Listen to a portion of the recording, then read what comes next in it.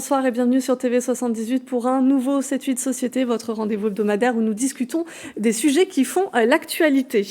La restauration collective sert près de 3 milliards de repas chaque année. 1 million d'entre eux partiraient à la poubelle. Pour lutter contre ce gaspillage, les collectivités multiplient les mesures, notamment dans les Yvelines, des initiatives pour les déchets alimentaires, mais aussi pour tout ce qui touche emballage et serviettes. On en parle avec nos invités. Laurent Burson, bonsoir. Bonsoir. Vous êtes maire adjoint à Maurepas, vous êtes délégué à la vie scolaire. Richard Mézières, bonsoir. Bonsoir. Vous êtes maire adjoint à Guyancourt, délégué à l'éducation. Et en visio, Alexia Debangy, bonsoir. Bonsoir. Vous êtes directrice générale de CEMIDI, la structure créée par les Yvelines et Sodexo pour gérer la restauration et le nettoyage des collèges du département. Et Virginie Pujol, bonsoir. Bonsoir. Vous êtes responsable qualité de CEMIDI. Alors, depuis le 11 février 2020, l'objectif national en France est de réduire le gaspillage alimentaire d'ici 2025 de 50% par rapport à son niveau de 2015, notamment dans la restauration collective. C'est 120 grammes par plateau et par jour qui sont jetés.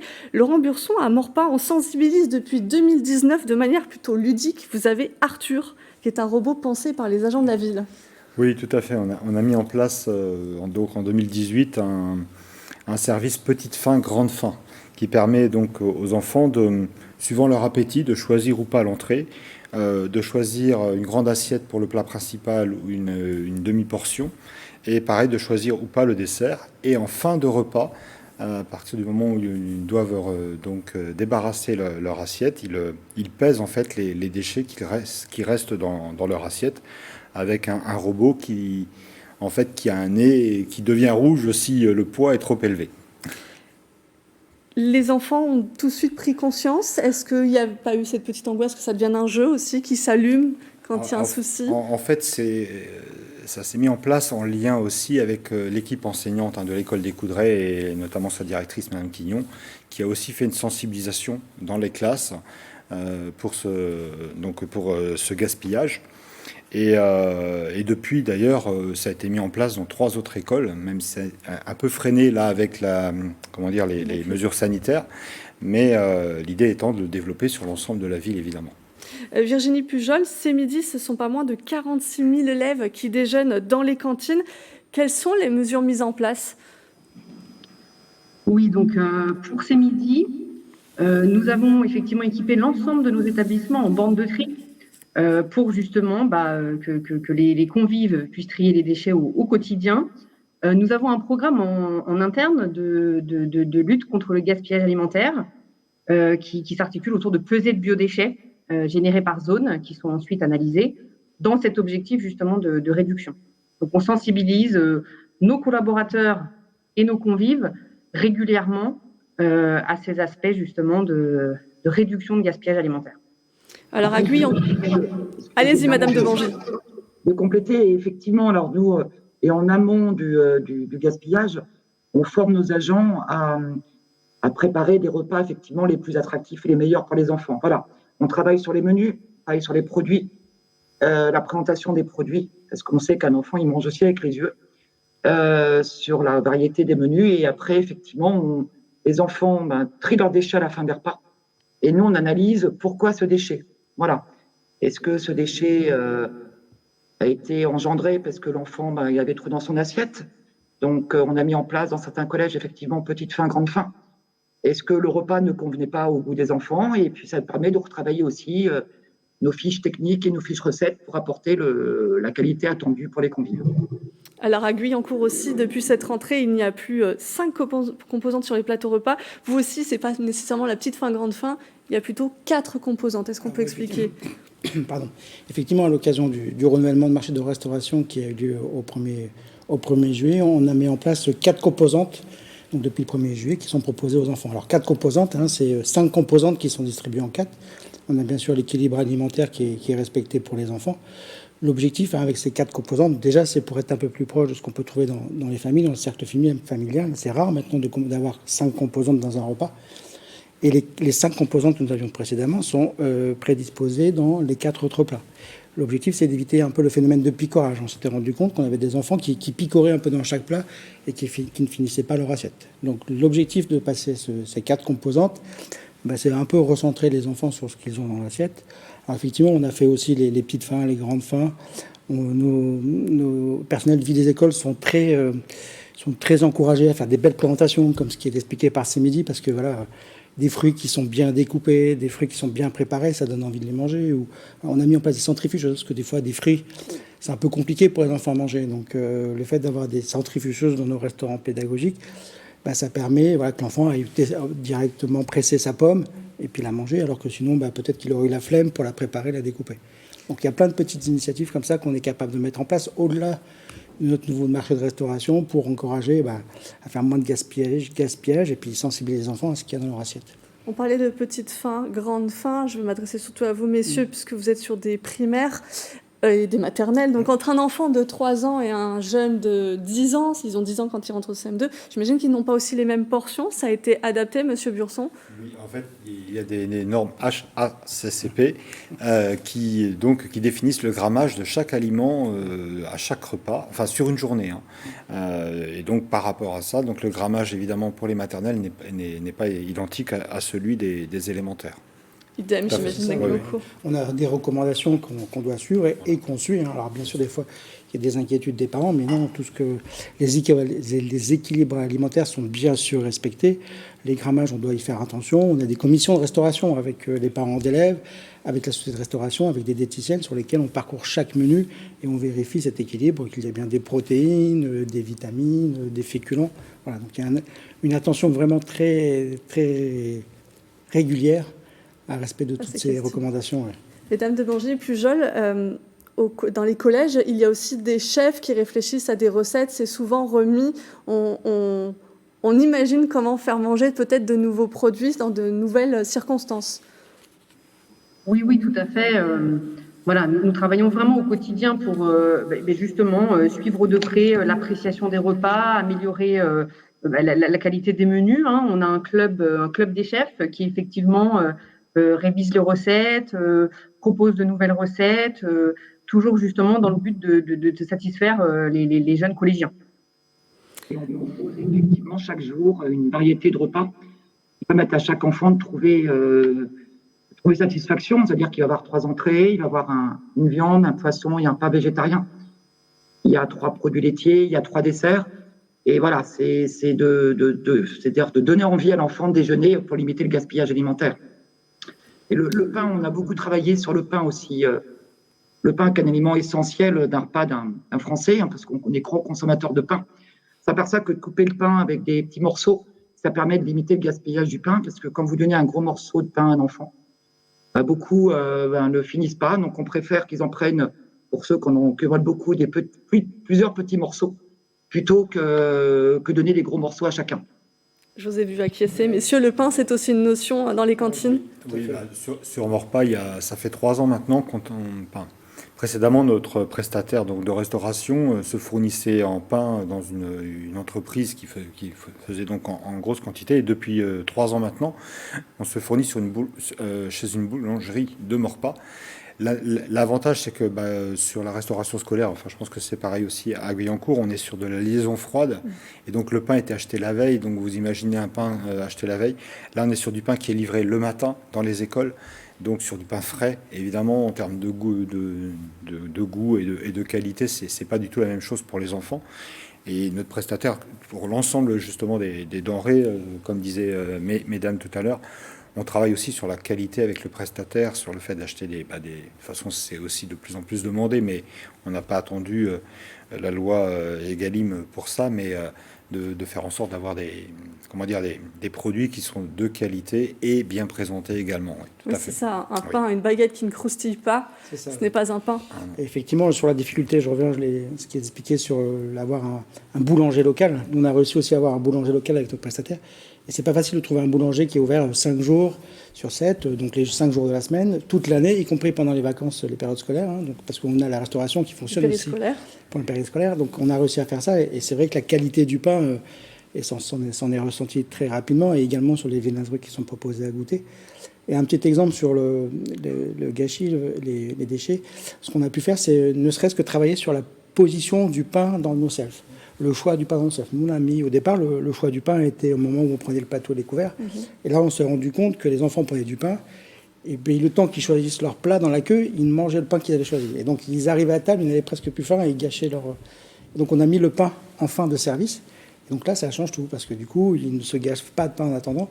Et on a vu une réelle baisse et voilà, un réel impact sur la production, sur les restes qui étaient produits.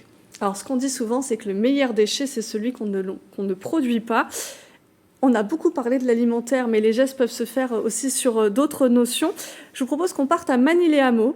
La commune a décidé de dire au revoir aux serviettes en papier, puisque depuis la rentrée, les élèves utilisent des serviettes en tissu. Regardez. C'est devenu le rituel des écoliers magnicois. Depuis le 20 septembre, avant de rentrer dans la cantine, ils récupèrent leurs serviettes en tissu. Encore quelques oublis, mais la démarche est déjà comprise. J'ai dit que c'était bien pour l'écologie de la planète. On gâcherait moins de papier parce que le papier c'est fait avec les arbres et j'aime la nature. C'est bien, comme ça on utilise moins de serviettes et il y a moins de pollution. Tous les lundis, on met la serviette dans le casier et tous les vendredis, on la récupère en classe. Un changement d'habitude qui permet d'économiser 100 000 serviettes en papier par an, une volonté de la mairie. Une serviette en papier met 3 mois à se décomposer. Ça fait partie d'une démarche plus globale par rapport à la réduction des déchets et notamment au niveau de la restauration scolaire. On a d'abord commencé à réduire notre usage du plastique de manière générale. Donc par rapport à ça, on travaille avec des barquettes compostables, par exemple, depuis maintenant 2-3 ans. La municipalité a aussi distribué des gourdes pour limiter l'usage des bouteilles en plastique lors des pique-niques et au quotidien. La ville introduit aussi des produits issus du commerce local dans les menus des écoles.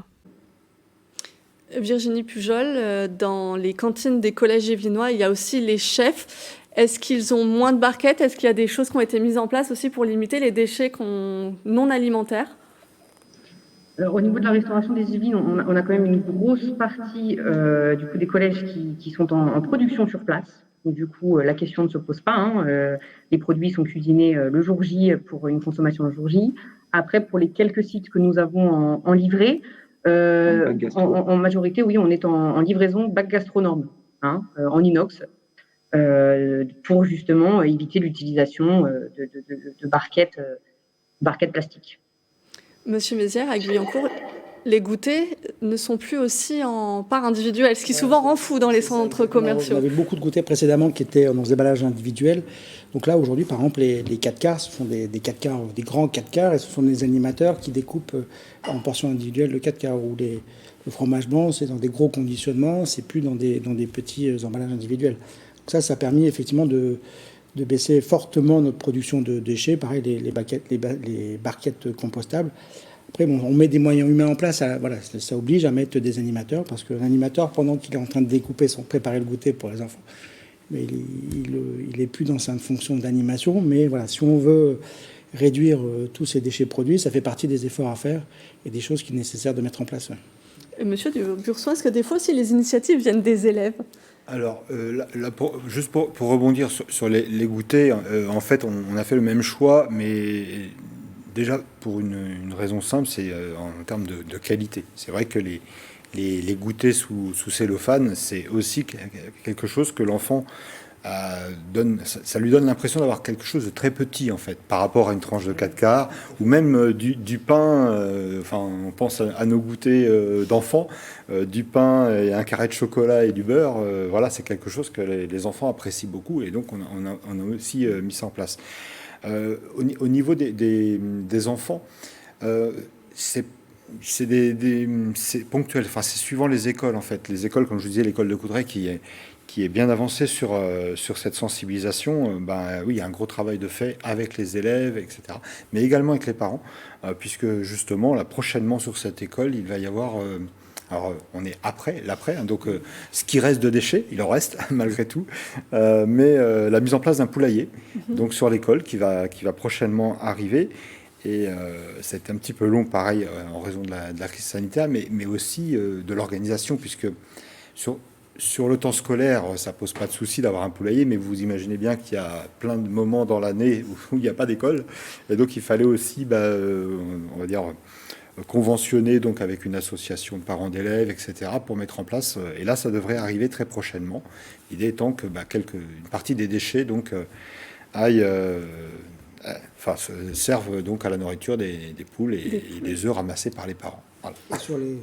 Si je peux revenir sur les initiatives des enfants, ouais, on arrive à... Alors nous, on a un conseil municipal des enfants qui concerne des enfants un peu plus âgés, de CM1 jusqu'à 5e. Et l'année dernière, ils ont produit un guide du goûter. Et ce guide du goûter, ils l'ont produit en observant le nombre d'emballages qu'on pouvait voir en emballage individuel, qu'on pouvait voir dans les poubelles précédemment. Et ce guide du goûter, ils l'ont conçu autour d'éléments qu'on n'a pas l'habitude de trouver dans des recettes de goûter, type de la courgette pour faire des flancs au chocolat. Et donc c'est bien une initiative des enfants pour utiliser des choses qu'on n'a pas l'habitude d'utiliser pour faire des goûters et pour surtout moins consommer en sachet individuel. Et donc montrer à leurs camarades qu'on peut faire des choses rapidement à la maison qui sont bons, des bonnes choses et qu'on peut venir manger après au goûter à l'école. Oui, parce que tout à l'heure, on dit de lutter contre le gaspillage, mais le zéro déchet, c'est impossible. Au département, c'est un système de méthanisation près de Carrières-sous-Poissy. Est-ce qu'on peut présenter un petit peu son principe ? Alors, comme tout à l'heure, Virginie vous expliquait que les enfants trient les déchets à la fin du service, leurs déchets plateaux. Donc, il y a un bac, les déchets qui sont le pot de yaourt, la serviette en papier. Il y a les déchets qu'on va pouvoir méthaniser, les biodéchets. Et il y a une entreprise, une start-up qui s'appelle Trion, qui s'est installée à Carrières-sous-Poissy, qui ramasse ces biodéchets pour les méthaniser après. Voilà. Donc, c'est vraiment une économie circulaire. La plupart des produits dans les assiettes des Yvelinois viennent des Yvelines. Et puis après, ça va, Trion ramasse les déchets pour les méthaniser, pour en faire bénéficier des entreprises ou des particuliers à côté de Carrières-sous-Poissy. Alors, on l'a vite fait évoquer tout à l'heure, notamment autour du pain. Souvent aussi, il y a la pollution quand on amène les produits. Les collectivités ont donc régulièrement recours à l'agriculture responsable, des produits bio et ou locaux. Dès la rentrée 2019, au département, la part des produits était de 68% et vous souhaitez atteindre 93% en 2025. C'est quelque chose d'accessible ? Oui, c'est accessible. On s'efforce de répondre à cet engagement. Alors après, notre engagement et l'engagement que veut le Conseil départemental des Yvelines, c'est promouvoir le territoire yvelinois. Et nous nous efforçons chaque jour à trouver des producteurs yvelinois. Donc, nous travaillons dans toute la salade des Yvelinois vient de Montesson. Les lentilles viennent du 78 aussi. On a vraiment des produits, la majorité des produits crudités viennent et sont produits dans les Yvelines. C'est du local et même de l'ultra-local. Voilà. Sur Maurepas et Guyancourt, c'est aussi possible. On sait que Saint-Quentin-en-Yvelines met en place des vergers. Il y a beaucoup de projets sur ces notions. Magny a plusieurs fermes aussi. Est-ce qu'à Maurepas, vous avez cette notion-là ? Alors donc nous, ça passe par un prestataire. Donc est-ce que vous avez la main aussi dessus ? La CEMO, mais la CEMO travaille beaucoup effectivement avec des producteurs locaux. Alors on n'en est pas à 78%, mais on s'en approche peu à peu. Mais l'idée est effectivement de travailler avec, donc on travaille avec des fermes, la ferme du Tremblay pour des yaourts, etc. Mais donc là, c'est le prestataire lui-même qui met en place, de toute façon, il a aussi une obligation par rapport à ça, et c'est aussi notre souhait, de toute façon. Idem, j'imagine, à Guyancourt. Voilà, nous, on vient de renouveler notre marché, conditions du marché au 1er juillet, et donc dans ce marché, on a inscrit des critères assez sévères sur à la fois du circuit court. Donc là, on est en circuit court, donc c'est limiter le nombre d'intermédiaires entre la cuisine et puis la production. Et donc là, on est à 70% dans le circuit court, avec 50% de local. Et puis, on est à 30% en produits bio, avec un objectif d'arriver à 50% à la fin du marché dans 4 ans. Donc, mais effectivement, ce sont des choix politiques. C'est par nos cahiers des charges qu'on écrit, qu'on impose à nos prestataires de répondre. Et puis d'aller... On a une loi Legalim qui encadre un peu ces marchés, qui encadre un peu la restauration dans les collectivités. Mais le choix politique est d'aller plus loin que cette loi Legalim pour encourager le local, les circuits courts, la découverte, la diversification des protéines pour aller voir autre chose que des protéines typiquement animales, voire des protéines végétales. Donc, parce que vous proposez un menu végétarien tous les jours à Guyancourt. C'est ça. La spécificité, c'est qu'on a mis, donc, depuis le 1er juillet, un double choix sur le plat principal avec un plat à base de protéines animales ou un plat à base de protéines végétales tous les jours. Et c'est l'enfant qui choisit, en fonction de ses habitudes, son souhait, le plat qu'il souhaite avoir pour sa restauration. Alors, on a vu pendant 20 minutes à peu près tout ce qui était déjà mis en place, mais est-ce qu'aujourd'hui, vous avez déjà vu une baisse des déchets dans vos communes et dans les collèges, mesdames Devangy et Pujol? Oui, en effet, de par l'analyse qu'on porte sur notre programme d'anti-gaspillage, voilà, on analyse chaque mois nos données. On peut remarquer une diminution conséquente, effectivement, sur les établissements, notamment avec tout le travail qui a été fait sur le pain, le positionnement du pain au niveau de la ligne de self, et également, comme on vous en parlait tout à l'heure, au niveau de tous les axes d'amélioration sur lesquels on travaille au quotidien. Les menus, l'environnement de la salle de restaurant, la qualité de prestation, la valorisation de la prestation. Donc voilà, vraiment en travaillant au quotidien sur tous ces axes d'amélioration, on note déjà une amélioration et effectivement, on tend encore vers du positif. Monsieur Burson, vous aussi à Maurepas? Oui, il y a également il est visible qu'il y a une baisse. Alors je parle d'une baisse, on va dire, du déchet dans l'assiette. La problématique qu'il nous reste encore à traiter, c'est une baisse, on va dire, de la préparation, de ce qui est préparé. Parce qu'aujourd'hui, effectivement, on a des réglementations en termes de grammage, etc. Ce qui fait que quand on commande un repas, forcément, il a ce grammage-là. Même si l'enfant va en prendre qu'une partie, puisque petite faim, grande faim, malgré tout, le produit, il a été confectionné. Donc il faut qu'on travaille, qu'on poursuive ce travail sur justement ce qui est apporté par notre prestataire pour diminuer les quantités, parce que malgré tout, ça reste jeté quand même. Vous voyez, c'est juste que c'est pas jeté. Oui, ce n'est plus l'enfant qui jette, voilà, c'est la ça. préparation. C'est positif quand même, parce que l'enfant n'a pas cette sensation de jeter, et donc du coup, on va dire, est éduqué à ne pas gaspiller. Mais malgré tout, les denrées produites, elles sont malgré tout jetées, quoi. Aujourd'hui, je n'aurai pas non plus de chiffres à vous donner parce que déjà avec le marché qui vient d'arriver, c'est un peu difficile de voir l'impact tout de suite. Par contre, on a bien prévu cette opération de mesure avec les sensibilisations. On va faire avec les enfants, on aura des repas quand ils prendront un repas, on va leur expliquer le repas, on mesurera leurs déchets. Et puis à la prochaine fois que ce repas sera proposé aux enfants, on remesurera le niveau de déchets produits. Et on verra par cette pédagogie qui a été mise en place si on arrivait à produire un peu moins de déchets et les bénéfices de tout ce qu'on essaie de faire s'ils ont pu être mis en œuvre. Je vous propose qu'on s'arrête sur ces mots. Merci à tous les 4 d'avoir accepté notre invitation. Vous l'avez compris, c'est la fin de ce 7-8 Société. Merci de nous avoir suivis. On se retrouve la semaine prochaine pour un nouveau temps d'échange et d'ici là, bien sûr, prenez soin de vous.